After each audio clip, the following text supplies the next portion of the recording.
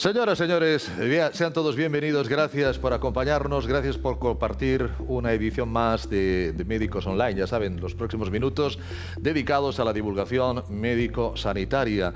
Y hoy concretamente vamos a empezar hablando de una patología muy común, muy frecuente, sobre todo a partir de determinadas edades. Hoy vamos a centrarnos en el ojo y concretamente en las cataratas, en la cirugía de las cataratas. Y vamos a apoyarnos en esta divulgación con los conocimientos del doctor Rubén Delgado, que es oftalmólogo especializado en cirugía corneal y cirugía de la catarata del Centre Oftalmològic Arumí. Doctor Delgado, Rubén, bienvenido y gracias por acompañarnos. Buenos días, muchas gracias a vosotros. Doctor, las cataratas, frecuentísimas, sobre todo a partir de determinada edad. ¿Quién no tiene que someterse a una intervención de cataratas? Pero antes que nada, ¿qué son las cataratas, doctor?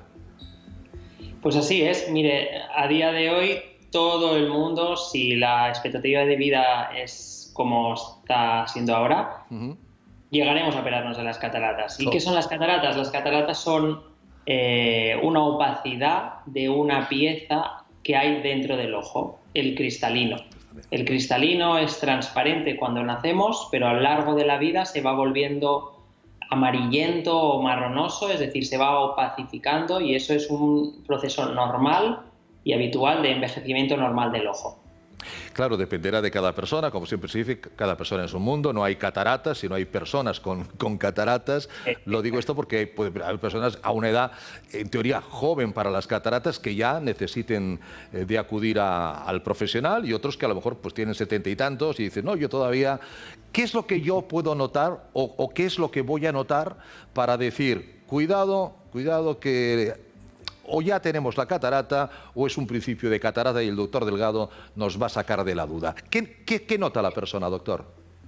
Lo primero que nota la persona es pérdida de visión, es decir, ver más borroso o necesitar más luz para leer, pero también para la visión de lejos, es decir, al conducir, ir al teatro, actividades de visión de agudeza visual de lejos es donde también podemos notar pérdida de nuestra agudeza visual habitual a la que estábamos acostumbrados. También se puede notar, si vamos haciendo revisiones en la óptica, que la graduación se va modificando de una forma más acelerada de lo que hacía antes. O sea, si antes nos cambiamos las gafas cada 5 años o 4 años, pues quizás empiece a cambiarse las gafas cada 2 años, incluso cada 1 año. Y eso básicamente es el síntoma principal. Yo recuerdo que antiguamente se decía, deja que la catarata madure. ¿Se acuerda usted, doctor Delgado? Es decir, no hace falta que corramos para intervenirla. Esto luego cambió y se dijo, no, cuanto antes mejor. ¿Usted en qué lado de la balanza está? En el medio. En el medio. Es decir, muy bien. Sí. Antes, lo que ha pasado es que se ha modificado la técnica de la cirugía. Claro. Antes, la técnica necesitaba que la catarata esté muy madura porque se sacaba la catarata en bloque. Ahora ya no se saca la catarata en bloque, sino que se saca fraccionada, como en trocitos. Se deshace la catarata dentro del ojo. Entonces, no necesitamos que esté tan avanzada como antes. Pero claro, tenemos que justificar el riesgo quirúrgico. No podemos operar a una persona que casi no tiene síntomas y está viendo relativamente bien, es decir, más de un 80% de visión, un 90% o un 100% de visión. En esos casos, recomendamos demorar la cirugía para más adelante, cuando ya la persona note que pierde visión. Es decir, nosotros en la práctica oftalmológica habitual es cuando empieza a perder a un 70% de letras vistas, 60%, es cuando empezamos a operar a una persona de cataratas. No obstante, todo el mundo entiende que una cirugía es una cirugía. Cuidado, una cirugía siempre puede tener sus complicaciones, puede tener sus problemas, pero en principio una cirugía de la catarata la tienen ustedes ya bastante por la mano, por decir que la tienen muy por la mano, ¿no, doctor Delgado? Es decir, no tendría que haber ningún temor inicial a una cirugía de la catarata y no estar teniendo una mala calidad de vida, una mala visión por culpa de esa catarata. Eso es, así mismo. Operar la catarata es una oportunidad para esa persona, una oportunidad para mejorar la calidad de vida que tiene, mejorar la visión, tanto de lejos como a veces de cerca también, con ciertos tipos de lente intraocular que se pueden implantar. Sí. La cirugía de la catarata a día de hoy es la cirugía que hacemos más. Hasta operamos partes de 7 personas cada vez que entramos a quirófano, y es una cirugía que, gracias a los avances de la tecnología, se hace en un tiempo aproximado de unos 20-30 minutos en función de la catarata. Anestesia local, se duerme solo el ojo, una sedación en la vena, y es una cirugía muy rápida y segura. Y segura porque la hacemos muchísimas veces. El postoperatorio, la gente sale con el ojo tapado, sale con el ojo destapado. ¿Cómo es el postoperatorio habitual de una cirugía de catarata? Pues bien, después de una cirugía de la catarata en la que normalmente suele ir todo bien, en función del cirujano depende. Puede salir con el ojo tapado o puede salir con el ojo destapado. Eso es muy particular y en función del cirujano, de cómo vea que están las incisiones, porque es una cirugía que no ponemos juntos habitualmente. Es decir, que el ojo, por donde hemos operado, no ponemos ningún punto, se sella solo, y entonces la persona, sobre todo, tiene que estar muy tranquila en casa, puede caminar, pero no hacer esfuerzos superiores a caminar. La primera semana del postoperatorio es donde notará a esta persona una gran mejoría de la agudeza visual. A partir de la primera semana se va ya estabilizando la visión, pero va mejorando a lo largo de un mes posoperatorio. En este mes posoperatorio es donde tenemos que ir cuidado con los traumatismos en el ojo. No pueden hacerse deportes de impacto, no se puede sumergirnos en el mar o piscinas. Tenemos que ir con cuidado. Yo le digo a mis pacientes, sobre todo la primera semana, es como si llevara un collarín. Tiene que ir con la cabeza bien erguida e intentar no agacharse ni levantar pesos. Pero más allá de eso no comporta más. También, según el autor, operamos un ojo o operamos los dos. Puede haber cataratas en un solo ojo y en el otro que se nos haga más tarde. Si hay 2 cataratas, ¿usted las opera a la vez o primero uno, vamos a ver que pase ese postoperatorio y luego vamos a por el segundo? Muy buena pregunta. Entonces, en función de cada paciente, tendremos una catarata ya bilateral, que es para operar o no, o puede ser que solo esté un ojo más avanzado y se opera uno. Mi práctica habitual, y yo creo que es la más generalizada, es operar primero un ojo y si el otro se tiene que operar, lo operamos en un segundo tiempo. Normalmente dejamos unas 2 semanas entre uno y otro para ver cómo va evolucionando el primer ojo y hacer la cirugía de la catarata del segundo ojo con seguridad. Si se quiere esperar más o el paciente lo desea esperar más, podemos esperar más, no hay ningún problema, ¿vale? Eso siempre en función de la graduación que tenga. El paciente puede notar más esa diferencia entre ojo operado y ojo no operado o no. Hay gente que no nota absolutamente nada de diferencia. Hay un tema ahora que dice el tema de la graduación. Claro, las cataratas es una cosa y las dioptrías son otras. Es decir, si yo tengo miopía y me operan, me quitan la catarata, yo veré más claro, pero deberé seguir llevando gafas, supongo, ¿no? Depende. Depende. Eso me explico. Entonces, en la cirugía de la catarata se retira el cristalino, que es una lente natural del ojo, sí. Y nosotros siempre debemos poner una lente intraocular obviamente artificial. Esa lente ya va a ir graduada para la mayoría de las dioptrías que tiene esa persona, ¿vale? Entonces, es decir, si es miope, pues se pondrán toda la miopía que tenga esa persona en esta lente intraocular, es decir, que ya va graduada, pero va graduada sobre todo para la visión de lejos. Eso es la lentes estándar, ¿vale? Luego hay otras lentes que en función de si tenemos astigmatismo o no, pues nos lo puede corregir. Y entonces, si tiene miopía y astigmatismo a la vez, podemos poner una lente que corrija la miopía y el astigmatismo a la vez. Eso nos dará una visión de lejos bastante buena, con independencia de... Es decir, hacemos un 2x1, claramente, doctor. Exacto. Entonces podemos llegar a eso. Independencia de gafas de lejos y también de cerca. Eso también, pero se tiene que ir estudiando en función de cada ojo. Es decir, cada ojo nos da unas opciones. Entonces tenemos que hacer un estudio previo para asegurar o como mínimo estimar que esa persona puede estar satisfecha con la cirugía. Las cataratas, lo importante es que esa persona tenga la calidad de vida suficiente y se opere de esas cataratas, porque sin visión o con una visión limitada realmente... bueno, pues esa calidad de vida excelsa no lo va a ser. Doctor Rubén Delgado, muchísimas gracias por haber estado con nosotros. Le espero en cualquier otro momento, doctor Delgado. Muchas gracias a vosotros. Muy amable. Aquí seguimos, ya lo saben, con más argumentos inmediatamente en Médicos Online.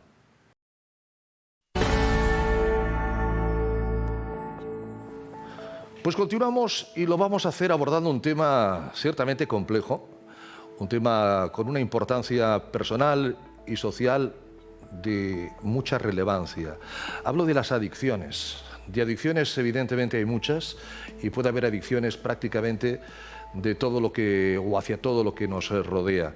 Pero hoy vamos a centrarnos en la adicción al juego, lo que se conoce como ludopatía. Vamos a saludar a Xavier García Godall. Señor García Godall, bienvenido, gracias por acompañarnos. Hola, buenos días, encantado. El señor García Godall es educador social especializado en adicciones del Centro Terapéutico de La Garriga. Antes que nada, Xavier, señor García Godall, para situarnos, ¿qué entendemos desde el punto de vista médico, desde el punto de vista profesional por adicción? ¿Cuándo una persona es adicta a algo? Bueno, la adicción tiene una serie de factores que ayudan a diagnosticarla. Principalmente es cuando una persona no puede dejar de realizar una acción a pesar de las consecuencias adversas que ésta le conlleva. Entonces es cuando consideramos que realmente ha perdido el control, que su razón le impide controlar una acción, sea el consumo de una sustancia o sea una de las adicciones comportamentales o sin sustancia que cada vez se conocen más. Es decir, está clarísimo, es cuando esa adicción te domina a ti y no tú a la adicción, o esa acción te domina a ti y no tú a la acción, que puede ser estar con el móvil, que puede ser consumir algunas sustancias o jugar, como de lo que vamos a hablar. Mucha gente dirá, hombre, la mejor manera de tratar una adicción evidentemente es eliminándola. Sí, claro, eso es muy fácil, como el que quiere dejar de fumar, pero luego no es tan sencillo. ¿Cómo ha de tratarse una adicción, señor García Godall? Bueno, a ver, el mejor recurso que tenemos para tratar una adicción siempre es la terapia de grupo.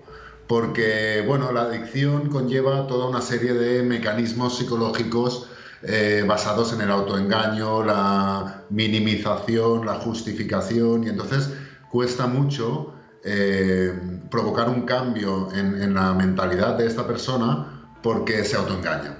En cambio, cuando tenemos una terapia de grupo, el paciente ve en sus compañeros la enfermedad, el trastorno, y es de esta manera que puede reconocerlo en sí mismo, funciona como un espejo, puede reconocerlo en sí mismo y empezar a cambiar. Entonces la terapia de grupo es uno de los recursos más importantes que tenemos, evidentemente con el apoyo pues, de la visita médica con el psiquiatra y las visitas individuales cuando sean necesarias. Claro, hay adicciones más visibles, hay adicciones de gente, pues por ejemplo, que utiliza exceso de alcohol, gente que va por la vida pues con unas problemáticas visibles cara a la sociedad. Ahora con las nuevas tecnologías, claro, si yo iba a jugar y entraba en el bingo, la gente me veía entrar en el bingo, los que estaban en el bingo me veían consumir, digo bingo, como ir al casino y jugar a la ruleta, jugar al póker. Ahora yo tengo la posibilidad de, en mi casa, con mi móvil, con mi tableta, sin que nadie me vea, sin que nadie, que eso imagino que puede ser muy importante, es decir,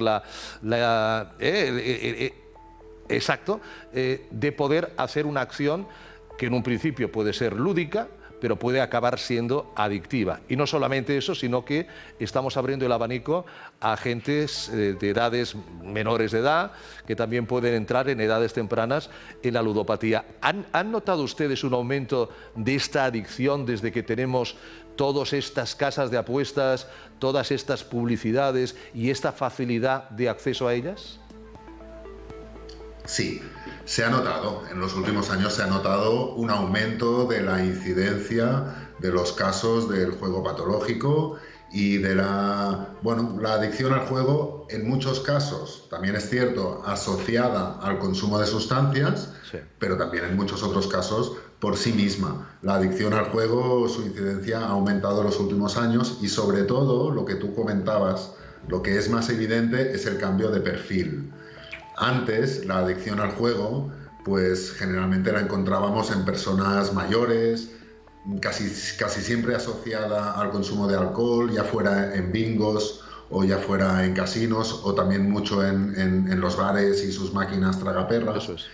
Y ahora, en cambio, el perfil del adicto al juego ha cambiado. Se ha convertido en una persona joven que juega desde casa mayoritariamente, con este cierto anonimato que implican las nuevas tecnologías y las redes sociales, e incluso en muchos casos saltándose la legislación vigente. Menores de edad acceden a los juegos online y provocan verdaderos desastres económicos en las familias. Vamos a pensar de que no hablamos de menores de edad, vamos a pensar de que hablamos de personas adultas que pueden empezar pues por divertirse. Voy a poner a ver quién marca el próximo gol, a ver, porque ahora todo está relacionado también con las apuestas deportivas. ¿Cuándo uno, señor García Goday, Xavier, puede ser consciente de que lo que está haciendo, ya vemos en los anuncios, si no te diviertes no vale la pena o algo así, no sé? Bueno, ¿cuándo uno tiene la sensación de que está dejando de divertirse y que realmente se está enganchando?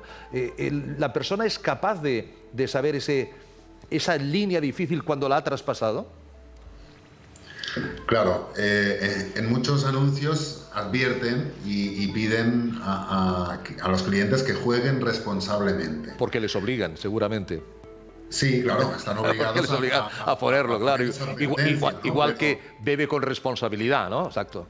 Exactamente lo mismo. Entonces, pero claro, hasta cierto punto eso también se está pidiendo un imposible. Porque si una persona tiene toda una serie de factores de riesgo a nivel psicológico, a nivel del momento en el que él esté pasando en la vida, a nivel de su entorno, su situación de ese momento, es imposible que él juegue responsablemente, porque el juego, igual que la bebida o las drogas ilegales, pues tiene un factor adictivo. Y entonces ahí la responsabilidad personal se anula completamente. Claro, yo te podría decir, bueno, hay algunas medidas que uno podría adoptar para intentar controlarse, ¿no? Es decir, una de ellas, la más típica que se suele recomendar, es la de decir, bueno, ponte un presupuesto previo, racional, que tú sepas que puedes asumir perfectamente, y no pases de ese presupuesto. En el momento en el que tú tengas la tentación de saltarte ese propio presupuesto, indicativo de que la cosa va mal. Pero en todo caso, muchas veces las alarmas saltarán antes en el entorno, en la familia, en la pareja, que no en la propia persona. El problema de las adicciones a veces es que efectivamente se lleva la salud de la persona, el entorno familiar, el entorno laboral, según cuál sea la adicción. Un adicto no es un vicioso, señor García Goday. Un adicto es un enfermo, ¿no? Sí, así es. La adicción es una enfermedad reconocida por la OMS desde los años 50 y no tiene que ver la moral o el bien o el mal o la fuerza de voluntad. Simplemente hay toda una serie de factores a nivel biológico y fisiológico y social que hacen que ciertas personas desarrollen una incapacidad para controlar determinadas acciones, cuando otras personas pues les puede parecer imposible, porque ellas lo controlan perfectamente, pero para otras personas no pueden, y realmente es un trastorno, es una enfermedad. Claro, al no poder dar tú mismo esa señal de auxilio, imagino que el que lo tiene que dar es el familiar, es el amigo, es el entorno más próximo a esa persona. ¿Cómo pueden hacerlo, señor García Goday? Bueno, para los familiares, efectivamente, muchas veces les toca el papel de dar la señal de alarma, de pedir ayuda y de confrontar a la persona con lo que le está sucediendo, ¿no? ¿Qué se puede hacer como familiar? Sobre todo, no negar el problema, no ser cómplice de esa persona que está teniendo problemas, ayudándola a tapar o a salvar las consecuencias de lo que hace, sino confrontándole con lo que está sucediendo. Nosotros cuando hablamos con familiares, muchas veces les promovemos lo que nosotros llamamos el amor duro. Es decir, como te quiero, voy a ser duro contigo, te voy a decir las cosas como son, voy a poner límites, te voy a empujar a que aceptes ayuda profesional, y lo que sobre todo no vamos a hacer es negar el problema, esconderlo o convertirlo en un tabú. Vamos a hablarlo, vamos a poner las cartas encima de la mesa y a pedir ayuda. Vamos a hablarlo, vamos a pedir ayuda y vamos a solucionarlo. Xavier, ¿se solucionan habitualmente todos estos problemas de ludopatía? Sí, la adicción es una enfermedad que tiene tratamiento. Hay mucho la leyenda de que un adicto pues tendrá permanentemente recaídas y que es como un vía crucis que le va a tocar vivir a esa familia el resto de su vida, pero no es así. Somos testimonios que hay muchos casos de recuperación en que la persona puede normalizar completamente su vida. Eso sí, es evidente, nunca más se podrá poner en contacto con ninguna conducta adictiva y tendrá que tener cierto cuidado el resto de su vida de protegerse y de cuidarse, pero se adquiere nuevamente una vida completamente normal. Las adicciones. Xavier García Godall, educador social especializado en adicciones, Centro Terapéutico La Garriga. Muchísimas gracias, Xavier, ha sido un placer. Cuídate mucho. Gracias a vosotros. Hasta pronto. Ya ven, Adiós. Las adicciones, un tema que abordamos aquí, en TVCAT, aquí en Médicos Online.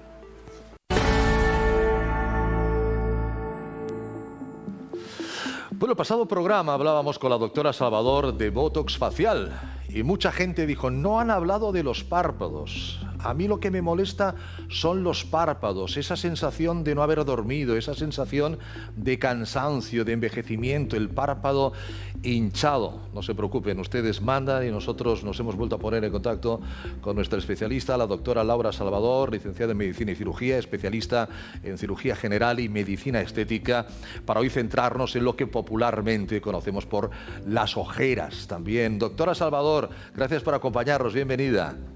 Hola, gracias. Fíjese, a la gente le interesa mucho el Botox, evidentemente, como hablábamos el otro día, pero también el tema de los párpados, lo que en términos de cirugía plástica se llama la blefaroplastia, ¿no? La medicina estética, ¿qué puede hacer para mejorar ese aspecto cansino, incluso de mayor edad, de unos párpados inflamados, por ejemplo?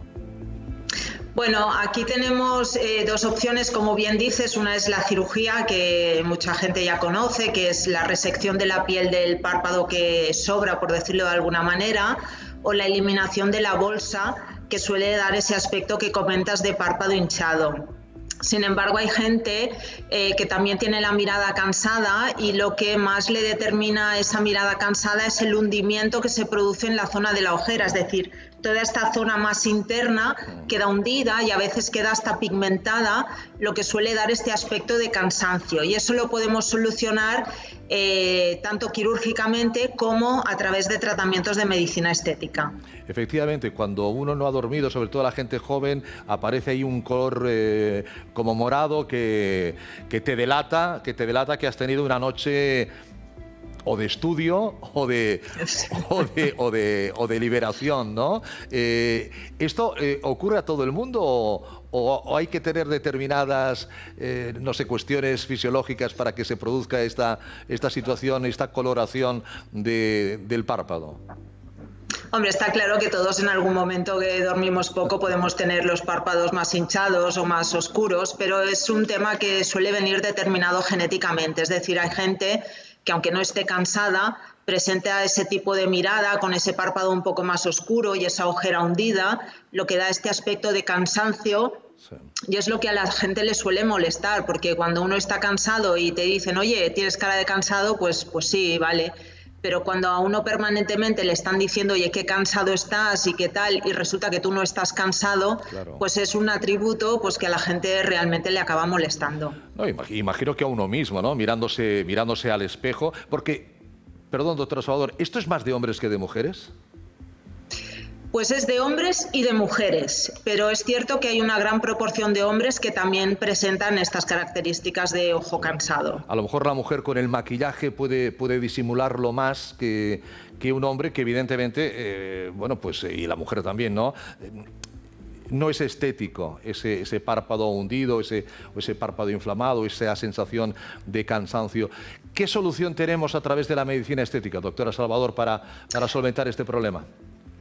Bueno, pues podemos ofrecer diferentes soluciones en función de cómo esté esa zona del párpado. Es decir, hay gente que, por ejemplo, simplemente lo tiene hundido y no tiene color oscuro, entonces eso es relativamente sencillo de solucionar y eso lo hacemos con un relleno con ácido hialurónico.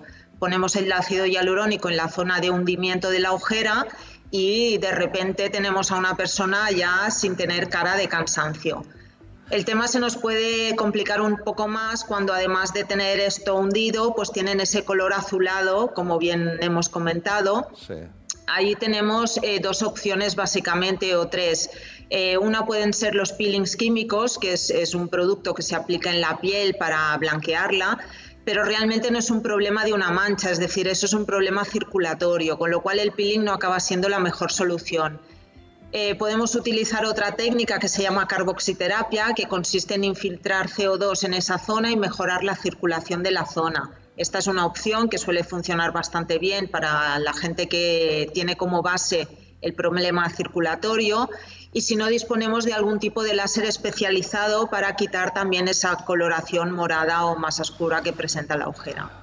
Como decíamos también el otro día con el Botox, siempre lo importante es hablar con el profesional, hablar con la doctora Salvador y encontrar dentro de toda esa gama de opciones que tenemos cuál es la más indicada a nuestra situación. Estamos hablando de tratamientos largos en el tiempo, me refiero de una solución larga en el tiempo, o habrá que ir repasando ese párpado. ¿Volverá a hundirse? ¿Volverá a salir el color azulado o no?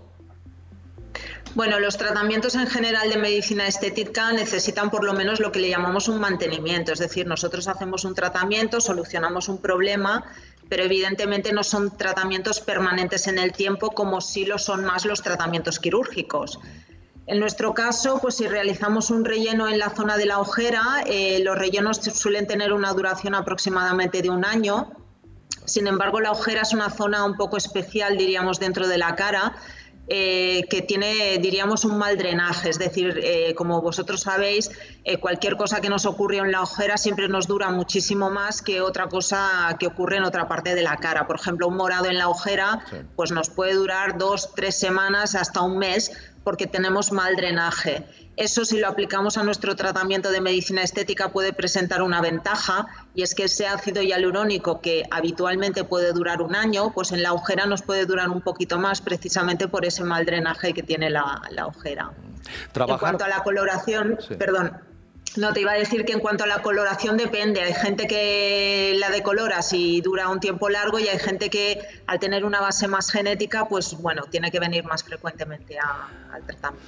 Trabajar tan cerca del ojo conlleva mucha seguridad, mucha, bueno, conocimiento del tema y saber realmente colocar ese ácido hialurónico o el tratamiento que al final se decida de una manera muy exacta, ¿no? Sí, realmente la zona del contorno del ojo es una zona muy delicada, es anatómicamente compleja, y yo recomiendo que a cualquier persona que se haga un tratamiento en esa zona se ponga en manos de un especialista que tenga cierta experiencia en tratamientos en esas zonas. Primero podemos ir a la medicina estética y luego a lo mejor podemos ir a la cirugía, a la blefaroplastia, ¿no? Ningún problema. Efectivamente. Porque luego también hay otro tema que ya hablaremos algún día, a lo mejor con el doctor Benito, del párpado superior, que también el párpado superior, con la edad o por razones de que la musculatura cede, hay párpados que se van cayendo y hay que ayudarles a que se levanten. Las ojeras, un buen descanso es fundamental, doctora Salvador. Además del ácido hialurónico, además de la medicina estética, 8 horitas o 9 de buen descanso, lo mejor para la ojera, ¿eh?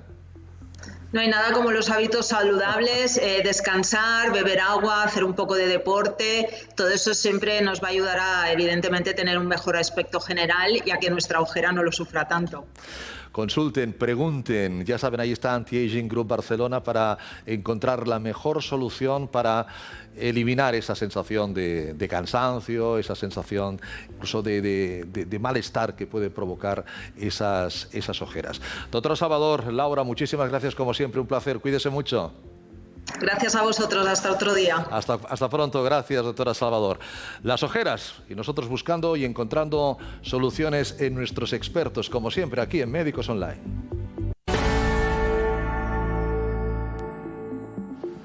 Ya saben que en Médicos Online tenemos siempre una ventana, un espacio para la actividad física. El ser humano está hecho para moverse. El moverse nos va a evitar muchas veces patologías o complicaciones de esas patologías o comorbilidades, pero hay que hacerlo siempre con sentido común. Esa máxima de que hay que estar en forma para hacer deporte, no vamos a hacer deporte para estar en forma, y sobre todo a partir de determinadas edades. Vamos a dar la bienvenida a nuestro experto, el doctor Eduard Rivas, licenciado en Medicina y Cirugía y especialista en Medicina del Deporte. Doctor Rivas, gracias por acompañarnos, bienvenido.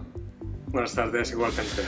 Yo cuando era joven me decían de los 40 para arriba no te mojes la barriga. Hoy vamos a poner el escalón un poquito más alto, los 50, porque los 50 de ahora son los 30 de esa época. Hacer deporte a partir de los 50 años. Hay gente que a lo mejor no ha hecho deporte nunca y ahora porque el médico se lo dice o porque ha cambiado sus hábitos o porque ve a sus compañeros o amigos, dice, caramba, me voy a poner yo aquí en forma, no voy a hacer el six-pack, ¿no? Pero bueno, voy a intentar estar en forma. ¿Qué beneficios aporta el deporte a partir de los 50 años, doctor Rivas? Beneficios todos, porque son beneficios tanto a nivel físico como a nivel mental. A nivel físico, pues bueno, muchos ya están vastamente estudiados. Puede mejorar la tensión arterial. A nivel del azúcar en sangre, pues estos estados de hiperglucemias, de diabetes, prediabetes, pues mejora el azúcar en sangre. A nivel emocional, pues en cuanto a la ansiedad, la depresión, pues también tiene su efecto. Son innombrables. Además, a mí me han dicho siempre, doctor Rivas, que estos beneficios que usted acaba de mencionar, el bajar la tensión arterial, el reducir la insulina, ¿no? Las personas que son diabéticas o prediabéticas, que estos valores bajan o se normalizan muy rápidamente, es decir, en los primeros días o en las primeras semanas de la práctica deportiva. Bueno, ahí te diría que quizá no es tan así. De hecho, en cuanto a la diabetes, lo que hace no es tanto que baje la insulina, sino lo que hace es mejorar cuando hay una diabetes tipo 2, diabetes del adulto, lo que hay es una resistencia a la acción de la insulina, y lo que hace el ejercicio es vencer esta resistencia, sobre todo a nivel del tejido muscular. Hay una cosa que tenemos que tener en cuenta cuando ponemos a hacer ejercicio físico, que muchas veces no pensamos en esas mejoras de estado de salud, sino en encontrarnos mejor, que nos vean mejor, ¿no? Mejorar nuestro aspecto físico, básicamente. Yo creo que ahí tendríamos que centrarlos. Pero tenemos en cuenta que realmente el ejercicio nos va a ayudar en nuestra salud, pero tenemos que intentar que este ejercicio físico no deteriore nuestra salud, no generemos las temidas lesiones deportivas por las que pasa todo el mundo. Claro, porque yo le preguntaba por los beneficios, pero lógicamente si nos vamos al otro lado de la balanza, yo he de preguntarle qué riesgos tiene hacer deporte, y entendemos lógicamente un deporte descontrolado por nuestra cuenta y riesgo, sin pedir la información al que debemos de pedirlo, que es al experto, al médico especialista en medicina del deporte, porque a partir de los 50, doctor Rivas, el que no tiene un ajo tiene una cebolla. Es decir, ya el organismo, ¿verdad?, ya tiene alguna pequeña tara, aunque solamente sea por el funcionamiento de tanto tiempo. ¿Qué riesgos puede tener una actividad física mal hecha, descontrolada, no apta para esa persona?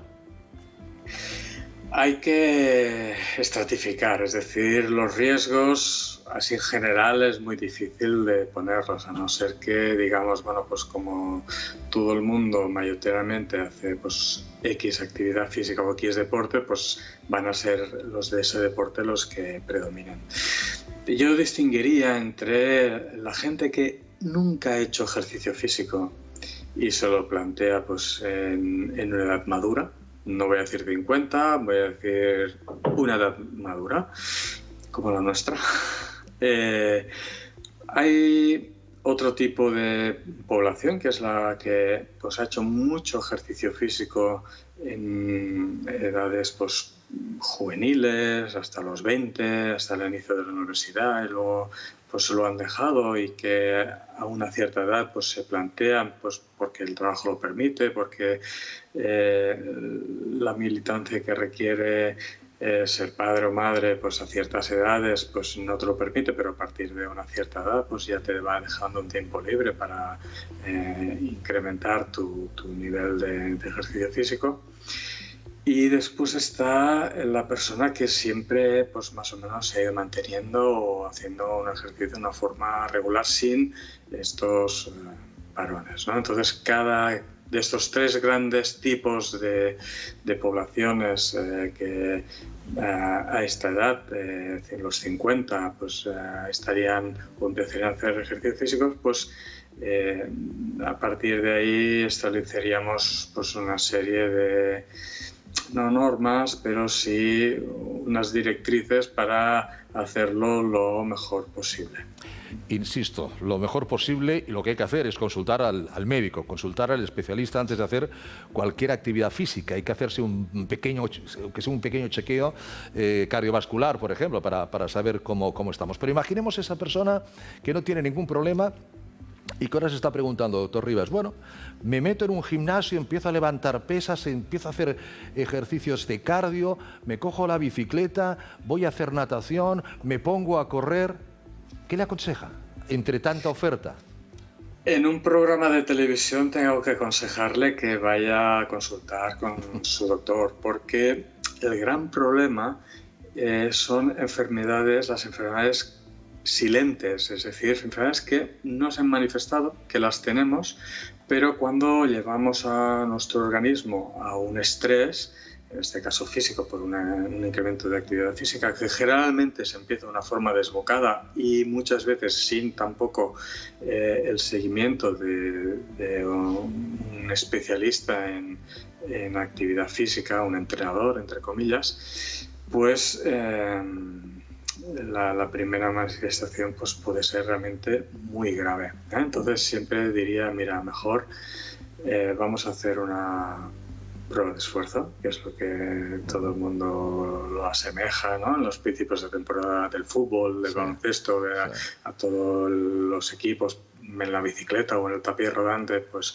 haciendo una prueba de esfuerzo con los electrodos puestos y tomando la tensión, y eso sería lo ideal. A partir de ahí, y que, bueno, se detecta que no tenemos ningún problema,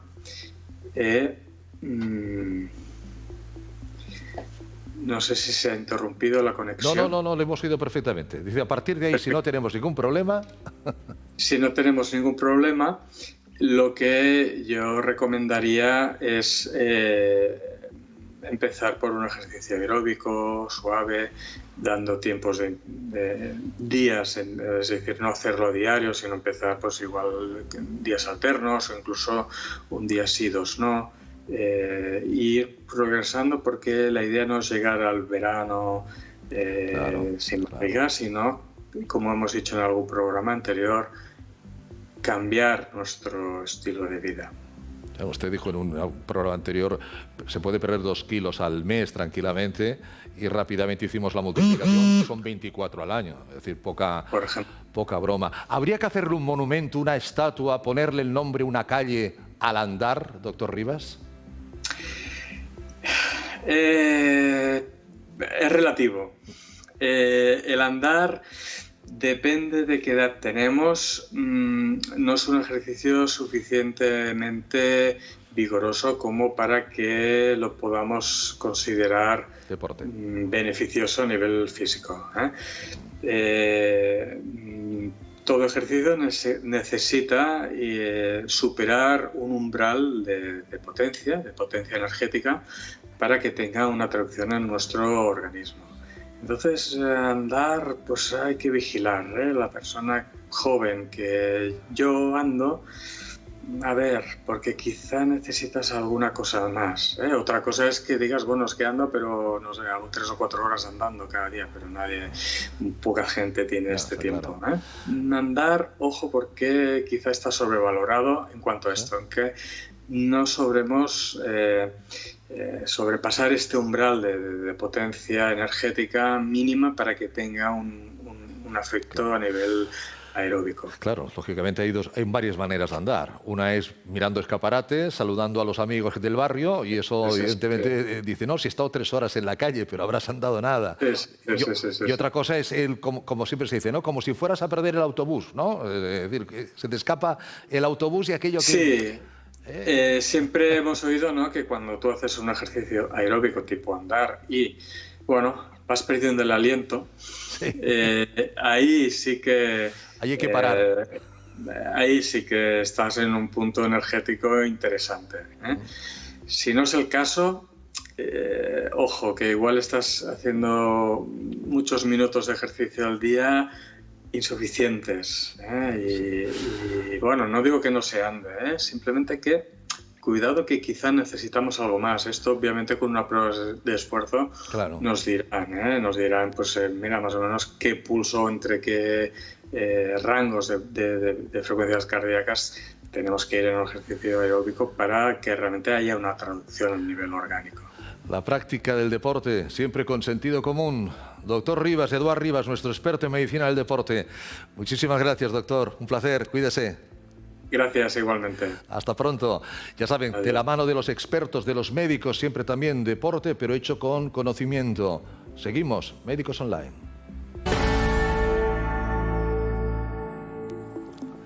Seguro que ustedes han oído hablar muchas veces, de hecho en este programa hemos hablado varias veces de la ortodoncia y saben lo que es, saben para qué se utiliza, pero tal vez no sepan para qué se utiliza y qué es la ortodoncia quirúrgica y qué es la cirugía ortográfica. Para saberlo hay que acudir al conocimiento de un maxilofacial, de un cirujano maxilofacial, y nosotros tenemos la suerte de contar con el doctor Joan Birbe, director de Clínica Birbe, que es un excelso maxilofacial. Doctor Birbe, bienvenido y gracias por acompañarnos. Muchas gracias, buenas tardes. Doctor, ¿qué es la ortodoncia quirúrgica? La ortodoncia lo sabe todo el mundo, pero ¿la quirúrgica qué es? Sí, la ortodoncia es muy fácil. Ortos, recto, doncia, dientes, poner los dientes rectos. Sí. En algunos casos es muy sencillo, solo hay que mover dientes. No obstante, en otros casos es más complejo porque el problema no reside solo en los dientes, sino en el hueso donde están los dientes. Y cuando hay una malposición de la mandíbula o del maxilar y esto conlleva un problema de oclusión, entonces hablamos de ortodoncia quirúrgica que se combina, se asocia a un tratamiento quirúrgico de cirugía ortognática. Ortognática quiere decir recto, poner las cosas en su sitio, natos, quiere decir oclusión, pues lograr una buena oclusión. Ortognática, es el nombre de esta cirugía. ¿Realmente qué patologías? Porque claro, estamos hablando de deformidades serias, posiblemente no sé si traumatismos o problemas genéticos. ¿De qué patologías estamos hablando para que necesitemos esta intervención, doctor Birbe? Hoy en día se han ampliado mucho las indicaciones gracias a que cada vez es una cirugía más cómoda y mínimamente invasiva. Inicialmente era una cirugía que se hacía para solucionar prognatismos o retrognatias, mordidas abiertas, problemas oclusales de origen esquelético. Posteriormente se empezó a asociar a un componente estético y ha pasado a llamarse cada vez más cirugía ortofacial, en la cual lo que intentas hacer es equilibrar las proporciones faciales de forma que tengas una cara lo más armónica posible.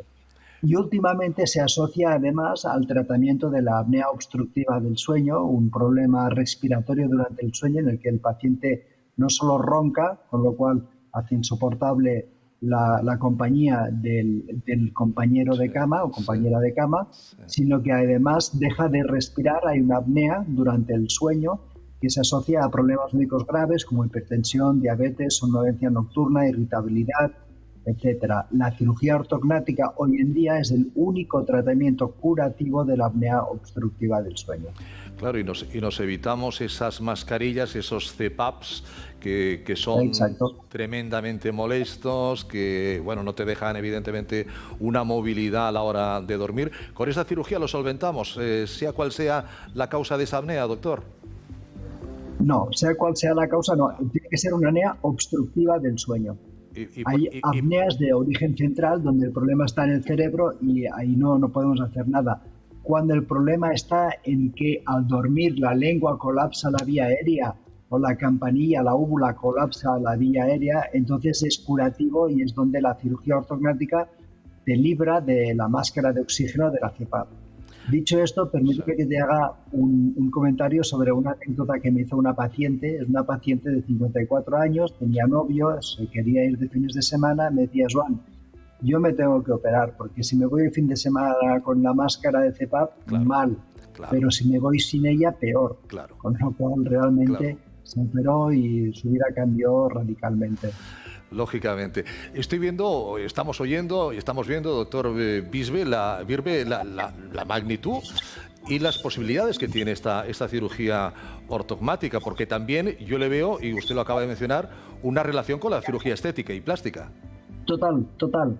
De hecho, la cirugía ortognática sería la cirugía estética del esqueleto facial. Eso es. Y hay un dicho muy conocido entre los cirujanos faciales donde decimos que la belleza empieza en los huesos. Una cara bonita es aquella que tiene, permíteme que haga esta expresión, ¿no?, que tiene unos huesos pues bonitos, que permite que la máscara facial que se adapta sobre ella, pues lógicamente transmita una belleza a nivel de superficie, ¿no? Pero grandes desproporciones, ya sea caras muy largas, caras muy estrechas, caras asimétricas, mandíbulas demasiado prominentes o de mandíbulas demasiado cortas, ¿no?, el llamado perfil de pájaro. Todo esto se asocia a una gran corrección cuando hacemos una cirugía ortognática. Dicho esto, lógicamente, no podemos dejar de olvidar y manejar igualmente todo lo que es la cirugía de partes blandas, el lifting de la cara, el lifting del cuello, el lifting de las cejas, la rinoplastia, que muchas veces son cirugías que se pueden asociar como procedimientos complementarios a la cirugía ortognática. Siempre se ha dicho, aparte de una buena nariz, de unos buenos ojos, de unos buenos pómulos, la importancia de la mandíbula, como usted decía, dentro de la estructura, dentro de la armonía, ¿no? Es decir, esta es una mandíbula masculina, esta es una mandíbula femenina, es decir, para buscar, digamos, el tótem de belleza, de género, ¿no? Exacto. De hecho, una de las cirugías más gratificantes de hacer son cirugías de cambio de asignación sexual. Cuando haces una feminización facial, como cirujanos debemos saber cuál es la diferencia entre el cráneo o los huesos en la versión masculina y en la versión femenina para saber transformarlos y lograr feminizar o masculinizar un rostro según sea la conveniencia, ¿no? Vemos, insisto, que por ejemplo, una cara masculina típicamente tiene unos ángulos mandibulares cuadrados, bien definidos, un mentón más prominente, unos pómulos bien definidos, es típica cara que ves en revistas de modelos. Eso es. Una cara femenina tiene un mentón mucho más ovoide, una anchura entre los ángulos de la mandíbula más estrechos, una frente con una implantación del pelo más baja, unas cejas por encima del reborde orbitario. Todo esto son signos que nosotros estudiamos para transformar según nos convenga y queramos obtener un resultado u otro. Las posibilidades de la ortodoncia quirúrgica y la cirugía ortogmática. Hoy estamos aprendiendo esto de la ortogmática. ¿A partir de qué edad se puede realizar este tipo de intervenciones, doctor Virbe?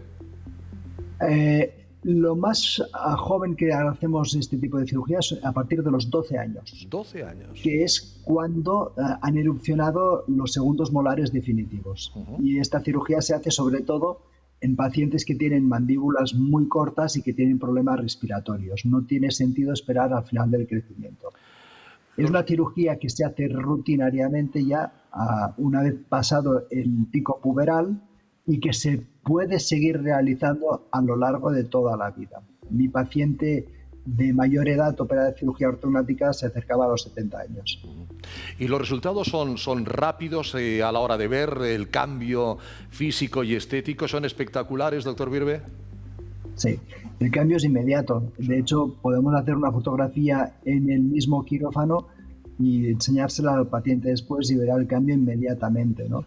El postoperatorio hoy en día también es muy rápido. Hay una cierta inflamación que controlamos muy bien con una máscara de crioterapia que mantiene un frío permanente a 15 grados en la cara, y si mantenemos esta máscara durante 3 días, la inflamación es mínima, la recuperación es muy rápida y el paciente a cabo de pocos días ya está reanudando su vida laboral normal, su vida social normal, su vida deportiva normal.